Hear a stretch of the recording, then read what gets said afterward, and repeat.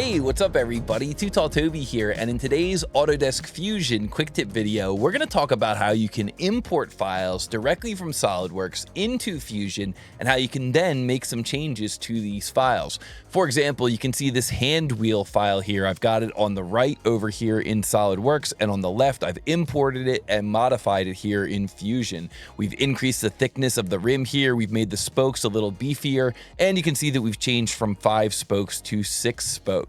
So this is some of the cool stuff that you can do when you learn how to work with these imported models in Fusion. Now, one of the cool things that I learned about Fusion is that you can go to the command File Open. You can say Open from my computer, and then on this screen here, you can actually choose to open SOLIDWORKS files. So you can see here we can open .SLDPRT files or .SLDASM files directly into Fusion. Now, I've read that the paid version lets you open the native SOLIDWORKS files. If you have the free version, you can still follow along with this video, but you'll probably need to take your SOLIDWORKS files and save them as a .step before you get started. Save it into a neutral file format. But here what I'm going to do is I'm going to choose open, and I'm just going to open the SOLIDWORKS file directly into Fusion here. I'm going to open up this pole clamp. Now, what happens here in the background is Fusion is going to go through and it's going to perform a translation of that .SLDPRT file into the native Fusion format so that it truly comes in as a solid model. It does take about 15 or 20 seconds to complete, so I left this run in real time, and here you can see that it is already ready to go. So I'm going to choose open here, and there we go. Now we've got this clamp directly in Fusion here, totally as a solid file. From here, I could choose file and then export it and get it ready for 3D printing or whatever the next steps are going to be. Now, once we've got this part imported here as a solid, we can make changes to this part using what we call the direct editing tools in Fusion. And one of the most popular direct editing tools is accessed by pressing the letter Q on your keyboard. The letter Q on your keyboard launches the press pull commands in Fusion. And even if this is the only tool you learn, you'll be pretty far ahead of the game. Like if you download a .step file and your goal is to 3D print that file, you could open it up and then you could press Q, and then you could pick on this face here, and you could choose to adjust the overall width of this part just by using that press pull function. You could either drag and drop it, or you could type in the distance like 12.5 millimeters thicker for this 3D printed version of this part. Pretty cool stuff, right? We could also press the letter Q here. Press the letter Q here, and then we could choose this face here, and we could make the part a little bit longer. Let's say we make it 15 millimeters longer in this direction. Now, beyond that, the letter Q will also let us take some of these holes and make them a little bit larger or a little bit smaller. So if I press the letter Q here and then I go around and I pick these faces, let's say I'm going to go around and pick these faces here. Let's see here, we'll make this a new offset and we'll go around and we'll pick these faces right here. You can see that I can maybe make this hole 2 millimeters smaller, or if I choose -2 here, I can make that overall hole 2 millimeters larger. So when we click OK here, you can see that now one of those holes is much larger than the other, and that's just by using the letter Q on your keyboard and launching that press pull command.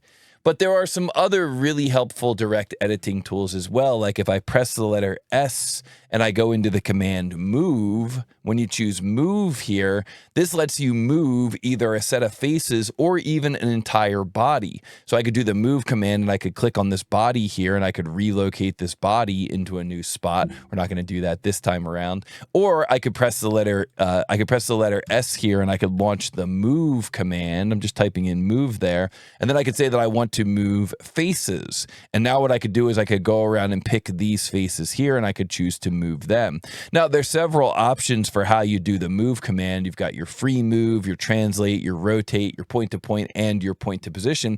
I think the one that's probably going to make the most sense is going to be using this option here, the translate option. So if I use the translate option here, you see that I can take this and I can drag this over and move that hole into a new location, maybe drag it over this way, move it into a new location, and then I can choose OK, and there we go. using that move command to create a whole new design here, even though we didn't originally have a history tree. So that's just meant to be kind of a little bit of an introduction. Now let's take a look at some slightly more real world examples. So I'm going to choose the open command again here, and then I'm going to go into open from my computer. This time I'm going to open up that bracket. You might find this at the bottom of like a canopy, like a tent canopy, that type of a shape. And maybe the situation that we're running into here with this canopy foot is that the spacing for the holes is not correct. Maybe instead of it being rectangular, we need it to be a little bit more square. So what we can see here is Fusion is now translating that SOLIDWORKS file. Now here we go, it's ready to go. Once again, I just wanted to run that in real time just so you could see it. And so once this thing opens, what we notice here is that when we look at this in an isometric view, it's not the correct orientation. This is because SOLIDWORKS uses what's called a Y-up orientation, and most other CAD systems use a Z-up orientation. So we need to rotate this body. Well, to rotate this body, we could use the move command. So I press the letter S on my keyboard and I type in move, and here you can see we've got this move copy. And now here you see we've got the option for move. We're going to move an entire body. What body are we going to move? This body here. And then what type of move are we going to do? Well, this time instead of translate, we're going to do a rotate. And what are we going to rotate about? We're going to rotate about, let's just rotate about the natural x-axis here in the model, and we'll rotate that 90 degrees, and that looks great. Now we move this thing into the correct orientation. We could also right mouse button up here where it says the name of the part, and we could go into appearance and maybe give this thing a different appearance. I like to go into the Fusion appearances here, and I like to go into the paint glossy, and then that way I can just drop on a color there just by grabbing that green and dragging and dropping it. Just kind of match it up with what it originally looked like. And now we're ready to use some move commands to make this thing into a square. So currently we can see if we pick this face and we hold control and pick this face over here, the distance is 90 millimeters. You'll notice the original part was in millimeters, so Fusion automatically translated that and opened it up in millimeters. And now if we click on this face here and we come around to this face over here, hold control and select both of them, we can see this one is at 120 millimeters. And really what we want is we want both directions to be 120 millimeters. Now in the real world, if I was going to be making changes to this thing, what I would do is I would probably end up just slicing this off so that I only have 1/4 of it. And then I would take this face here and move it out so that both directions are 120 millimeters. So how would we do that? Maybe go to the top plane of our model here, create a new sketch, maybe sketch a couple of rectangles here. So S key rectangle, drop in a rectangle like this, drop in a rectangle like this. And then I could take that kind of outer perimeter shape and turn it into an extrude. So I could do an extrude here, and we're going to say we want to get this region here. And what do we want to do with that extrude? We want to rip it through the whole model so we only have 1/4 of the model.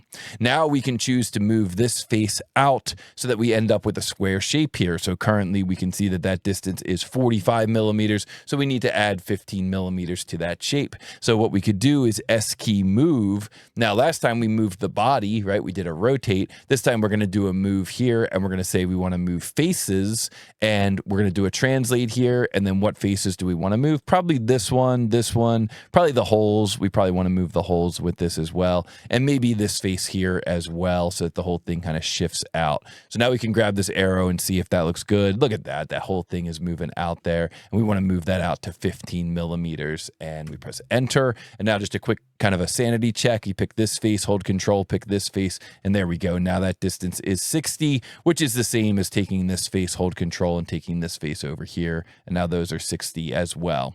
Now, maybe another change that we want to make is instead of this being a counterbore with a diameter of 15, maybe we want to bump that out as well, make that diameter a little bit bigger. So here we could either use the S key and we could do move. We could probably we would want to do that with an offset. So you could do offset face, or you remember last time we did this by pressing the letter Q and going into push pull. They work the same way, but I like to show you both options here. So we could do offset face, and then we could pick on this face here. And then we could say we want to offset that by adding maybe 5 millimeters to it. So we'll make that a -5. And there we go. We hit OK, and there we go. The nice thing is that with the offset command, it does show up down here in the timeline. So we can kind of see what that looks like before and after. And if we decide later that we wanted to change what that value was, we could double click here and maybe make that an offset of 4 instead of 5. So we can kind of adjust that parametrically. So now that we've made that change, we can mirror this thing back into its final shape. So we could choose here to do a mirror, and we'll say we want to mirror this body, and we want to mirror it about maybe this one of these planes here, one of our standard planes. So we'll say we want to mirror it about this plane here, and we want that to join, and we hit OK. And then we could do another mirror here, do another mirror here, and we could say we want to mirror this entire body, and we want to mirror that about maybe this plane back here. And there we go, join again.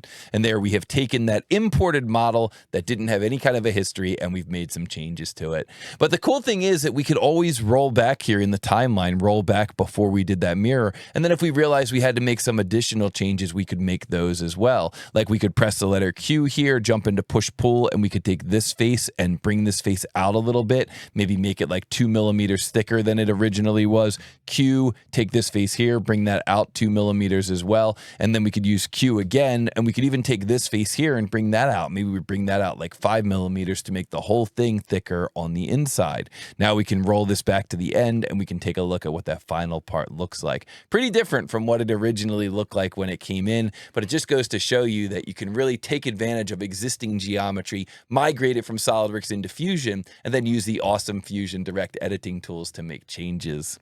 So now for our final one, we'll take a look at this hand wheel. I brought this hand wheel in a little bit earlier, and when this thing first came in, we didn't have any of these changes. So let me just Control Z, and we'll kind of undo back through some of these changes, and we can kind of see what it looks like to make these changes. So just like we did in the last example, it starts out by coming in here on an angle, and one of the first things that I will typically do is launch a move command here. So S key move, and we'll launch this move copy, and then what we could do is we could say we want to move this body. We'll take this entire body here, and then we'll say we want to rotate that about, and we'll rotate this about this x-axis here by 90 degrees. Pretty common that I'll do that when I bring something in from SOLIDWORKS. Now, the next thing that I'm going to do with this thing is I'm going to get rid of all the spokes except for one. So I'm going to go in here to top view here, and then I'm going to S key, and this time I'm going to use what's called remove. So this is one we haven't talked about yet, but what remove faces does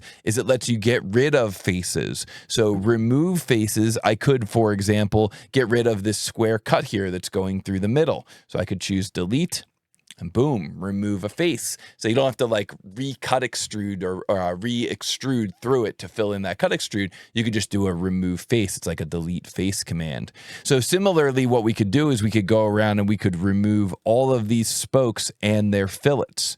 Okay, we want to change this to have 6 instances of this pattern. So let's get rid of basically the original derivatives of the pattern. So we'll do a delete there. And we also want to make some changes to this spoke here. And I think it'll probably be easier if we just get rid of those faces. So I'm just going to get rid of those faces. And then what I'm going to do is I'm going to leave myself the ability to maybe like offset this face here to make it a little beefier. So I'm going to delete those fillets, and we'll just recreate those as a fillet here in Fusion. So now some other changes that need to be made. This hub needs to be a little bit thicker. It needs to come down a little bit further. So we'll go into the move face command. So S key move, and we'll do this move face command. And by the way, if you are using the same command over and over and over again, you can click this button here. You can do add to shortcuts. And that way, anytime you press S, move is just right there. You don't have to type it in every time.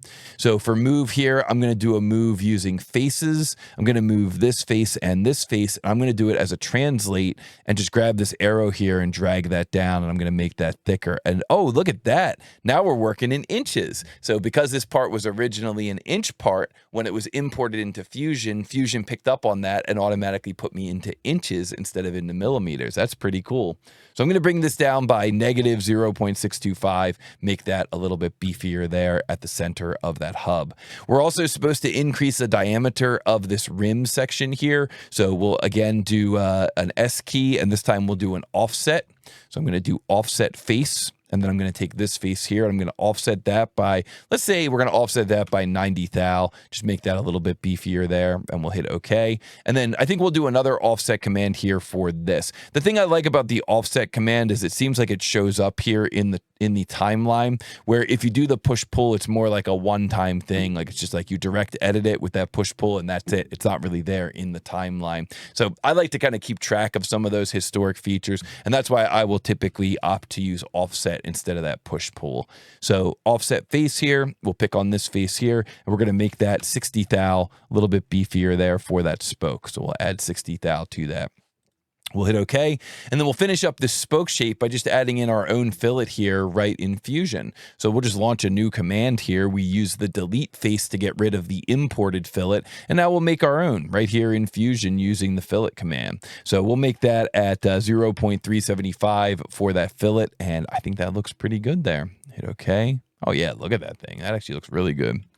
And so now we can get into the pattern command. So we're going to launch a pattern command. This is going to be a circular pattern, and it's going to be a pattern of faces. So we'll come in here, we'll pick this face, and this face. And then we're going to say that we want to pattern that about an axis, and it'll be the standard. We'll make this one the standard Z axis here, which is the one that's pointing up. And then we can go in here and we can say we want there to now be 6 instances of this pattern, and we hit OK. And the cool thing is that because this is an actual feature here in the timeline here in Fusion, we could always go back and modify that. We could change it back to 5 or maybe make it 4. We can do whatever we want. You know, it's a true parametric feature.